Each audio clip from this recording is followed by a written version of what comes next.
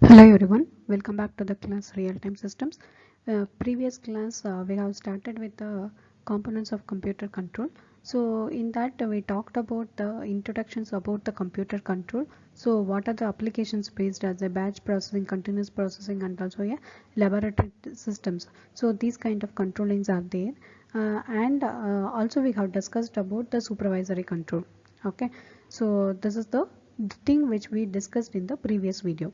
So now in this video we are going to discuss about the next controlling, that is called the loop control. So the loop control, which is also called as the direct digital control. Okay, direct digital control. So this will be whatever the looping is nothing but on the feedback, right? So it is on feedback. So the digital control, it's nothing but by using a computer we are going to control the entire operation. So this is the main thing in this loop control. It is also called as the direct digital control. So you may get in your main examination, either they may ask about the loop control or they may ask about the direct digital control. Okay, so both are same. Okay, so in DTC the computer is a feedback loop which is shown in the figure. So here this is the figure which is shown in the diagram. If you have see here the digital computer which is available in the feedback. So this is the process. So in that process these are the inputs and these are the outputs, process output. So again the process output, the taking input, so it is considered as an input to the computer, and again if anything need to be controlled, and that informations which will be sent to the process again. So this controlling and also the output process which will be supervised by the human, or it may be a computer. So this digital computer which has some kinds of the set points, the reference point. So based on the reference point this computer will calculate, and that value which will be fed to the processor. Okay, so this is the main thing in this direct digital control.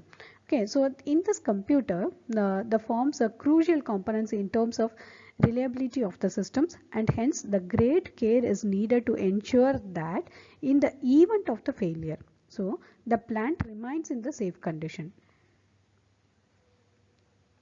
So when we are using a computer control in the feedback, so there is no possibility of over damages in the system, because it is under the safe condition because of computer, each and everything which will be measured here. Okay, and the usual means of ensuring the safety is to make a small incremental changes to actuator on the plant. So what are the advantages of this DCC over the analog controlling applications? Okay, so this is also one of the important question, the advantages of DDC. Okay, so the first one is cost. So the cost in terms of a single computer can control the large number of loops. So if you can see in that previous diagram, the single loop that can control the entire operation, multiple controlling. So the cost is obviously it is reduced. And then performance, based on the performance, the digital control offers a simple implementations of a wide range of control algorithm which is improved accuracy and also a reduced drift. Okay, performance wise it is also good when we are go for a computer, and the based on the safety. So the modern digital hardware is highly reliable with long mean time between the failure, and hence can improve the safety of the system. However, the software used in the programmable digital system may be much less reliable than the hardware. Okay, so safety wise is also good. So the advantages of this digital direct control over this analog controlling are the cost and also a safety and performance. Based on those things, those parameters, the DTC is better than the analog control. Okay, so the development of the integrated circuits and then microprocessor have that the cost of the digital solutions are less than the analog one. Okay, now the when moving to the next one. So PID controller. So the PID controlling algorithm has a general form. So what are those forms? M of t is equal to Kp into E of t plus 1 divided by Ti integral of 0 to t E of t dt plus Td d of t divided by dt. Okay. So where E of t is nothing but what? It is an error. Okay. So the error which will be performed based on the reference value and also a input value. Okay, input which is taken from the plant. Okay, R of t minus E of t, already we have discussed in this. And The C of t is nothing but the measured value, and R of t is nothing but a reference value, that means set point. And E of t is nothing but an error. Okay, and where Kp is nothing but the overall control gain, and Td is nothing but an integral action time, and Td is nothing but the derivative action time. Okay, so for wide range of application, it is hard to improve the performance of PI and or the PID controller. For the majority, the PI is all is needed here, right? So this is all about a PID controller which is used in the computer controlling, loop controlling applications. Using a control signal that is made proportional to the error between the desired value and output, and then actual values of the output is commonly strategy. The ratio of this control signals or the error signals is controlled by the Kp.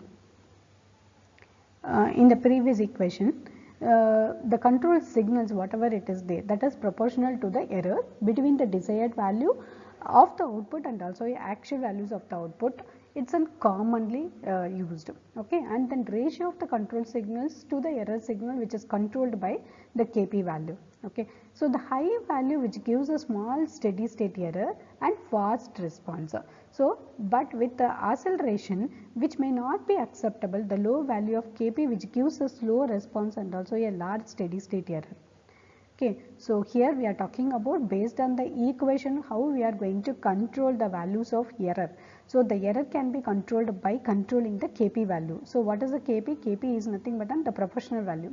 Okay, the signal which is controlled by the Kp value. Okay, the value which will be the low Kp, if it is in Kp is very low, that gives the low response and also a large steady state errors.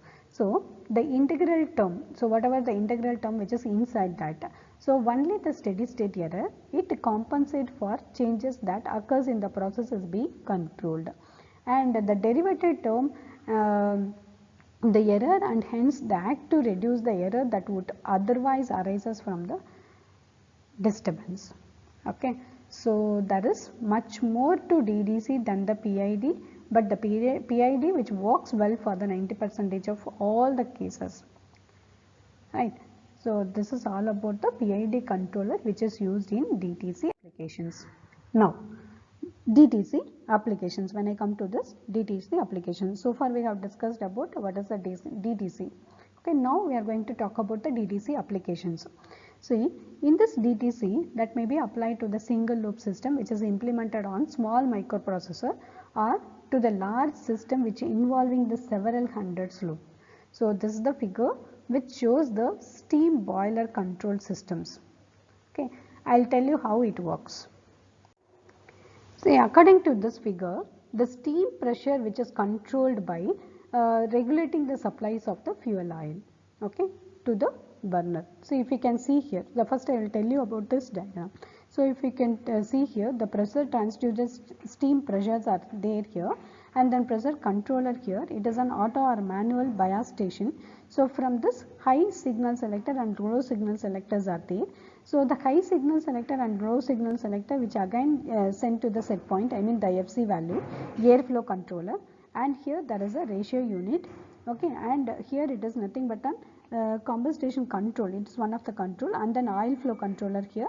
This is airflow controller here, and the air which is come from this wall and the burner to the burner which will be controlled here.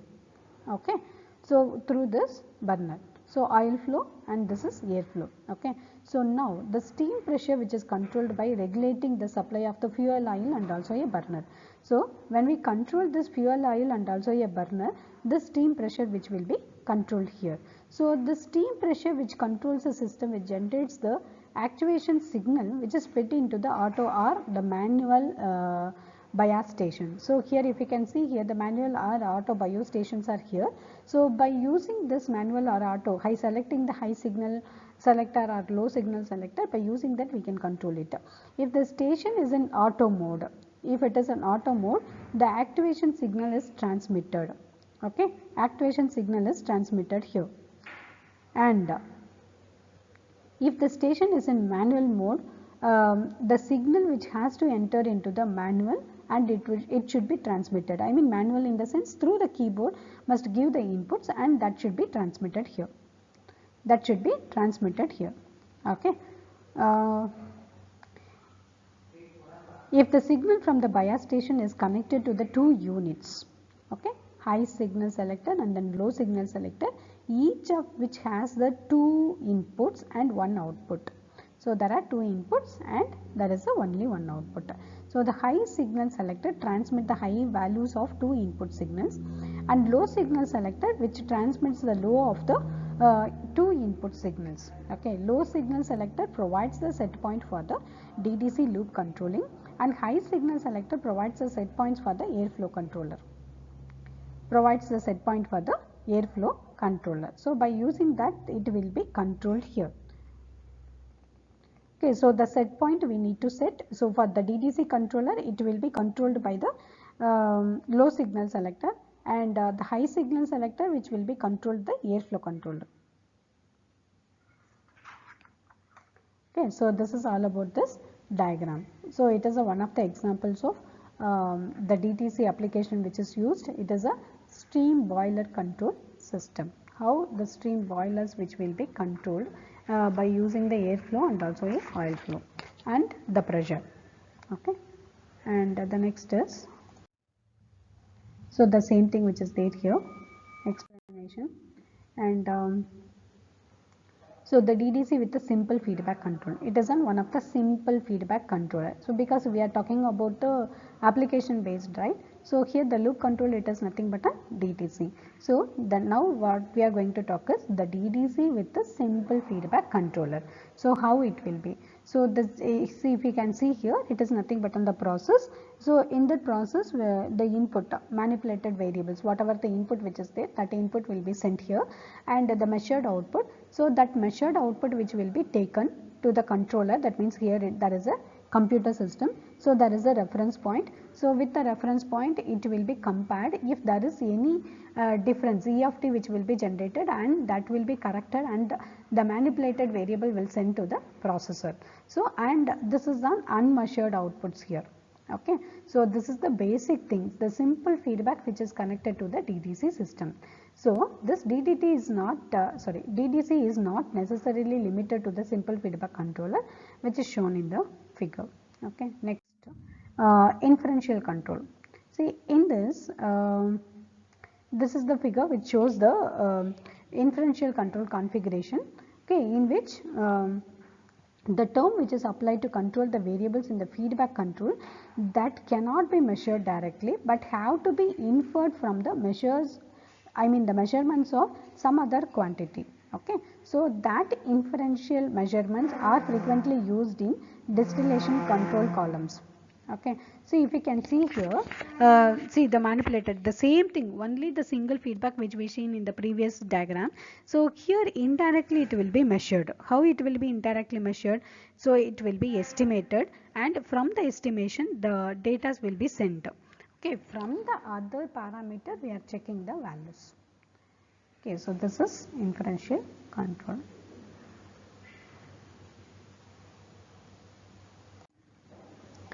Okay, and so whatever the DDC techniques which is there, that can be used in inferential and also a feed forward and also a adaptive or self-tuning controls. Okay, so these are the things which we are going to talk now. So inferential is nothing but this thing. So what is the inferential? Inferential is nothing but which refers to the control when the variables on which that particular feedback control is based cannot be measured directly, but it will be measured inferentially. Indirectly it will be measured. Okay, and the next is feed forward control. So what is the feed forward control? See, the feed forward control is frequently used in the process industries. It involves measuring the disturbance on the system rather than measuring the outputs, and it will be shown in the figure. So if you can see here, this is the process. Okay, so here input which will be sent, and this is the output. So what we are measuring here, so here not taking the output here. So what we are measuring here, it's a disturbance we are measuring here. So the disturbance that will be measured, and that will be controlled, and that will be sent to the process again. Okay, so this is feed forward control. And the next one is adaptive control. So that adaptive control can take the several forms. What are those things? The pre-programmed adaptive control and the self-tuning and also a model reference adaptive control. So in this,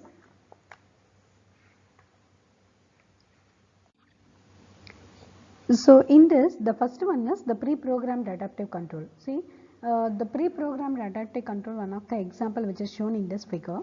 This is nothing but an adaptive or adjustment mechanism. It is an adaptive or adjustment mechanism which makes the preset changes in the auxiliary process measurement. For example, the level of the liquid in the vessel. So that depends on the level of the liquid which is measured. If it is less, then based on the preset value, then this will be operate. Okay. So the adjustment mechanism, same thing. If it is on DDC, there is a the feedback control system. Okay, because it is on looping. So the output will be measured and it will be adjusted and sent to the process again. Okay. And the next is pre-programmed adaptive control.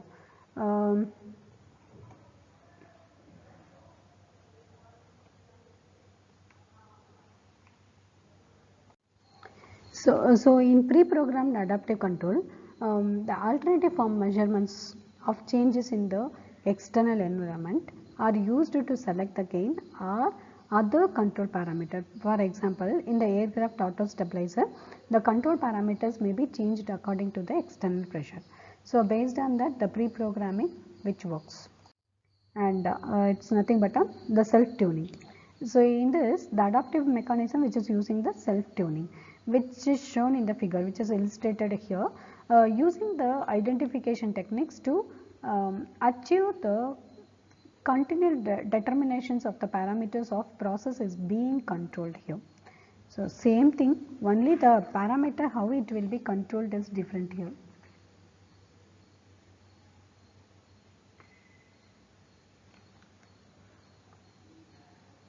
Okay, so if you can see here, this is the process. In that process, the parameter estimations which is there, it will estimate the values and that will send to the parameter adjustments. So the adjustment will adjust the values and send to the controller, and that will be sent to the processor. It's one kind of the self, that itself tuning the process. Okay. And the next one is the model reference technique. So the model reference technique which is shown in the figure here, the ability to construct an accurate model of the process and to measure the disturbance which affects the process here. Okay, so this is one of the thing in this model reference adaptive control.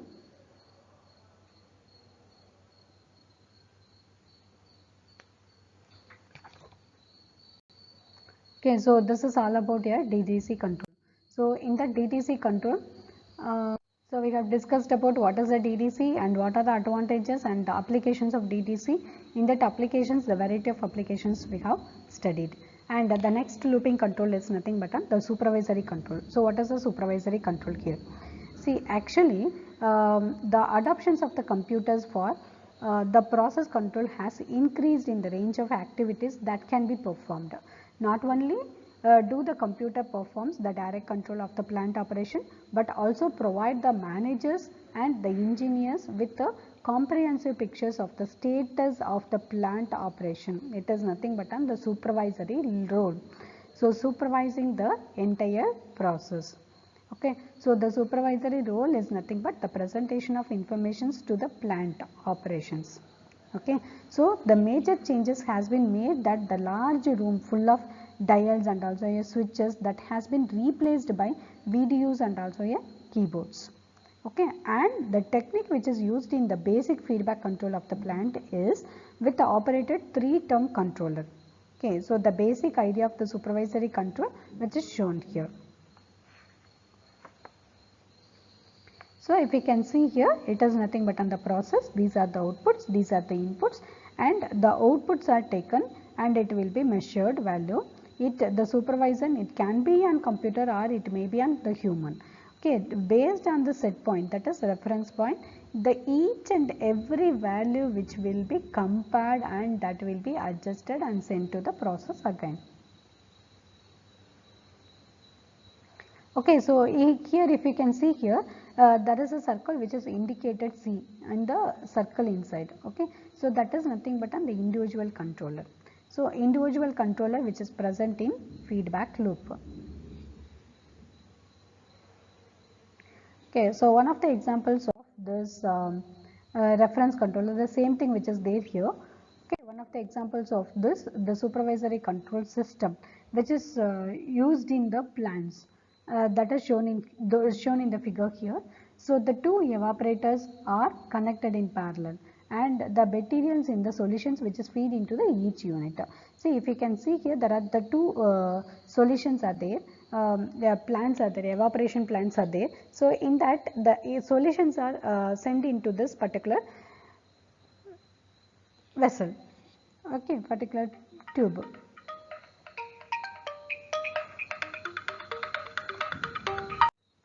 So this is the examples of the supervisory control which is shown here.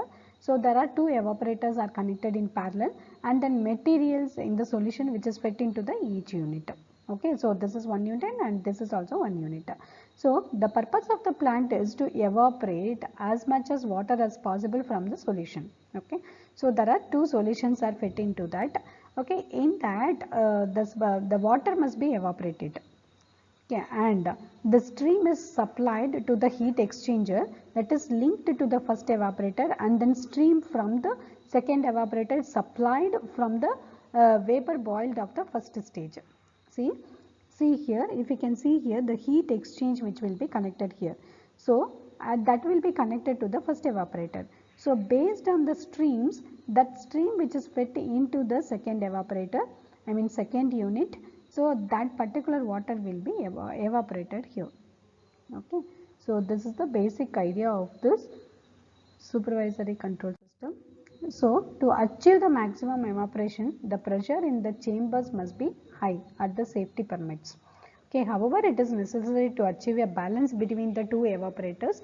If the first is driven at its maximum rate, it may generate too much that the safety threshold of the second evaporator is exceeded. Okay, so the supervisory control scheme can be designed to balance the operations of the two evaporator to obtain the best overall evaporation rate. Okay, so this is the basic thing in this evaporation systems. So in that evaporator, we will be having the two unit. In that, the aim is to the water must be evaporated from the solutions. So for that, the heat will be connected into the first evaporator, and the depends on the stream that will be fit into the second evaporator.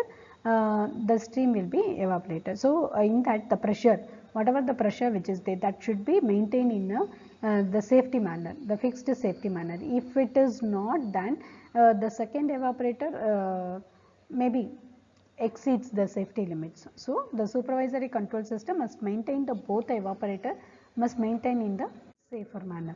Okay, so this is all about your supervisory control systems. Okay, so these are the references, and those two questions whatever we have studied in this video, both the questions are very much important. You may get in your main examination. I hope this video is helpful for you. Thank you. We'll meet you in the next video.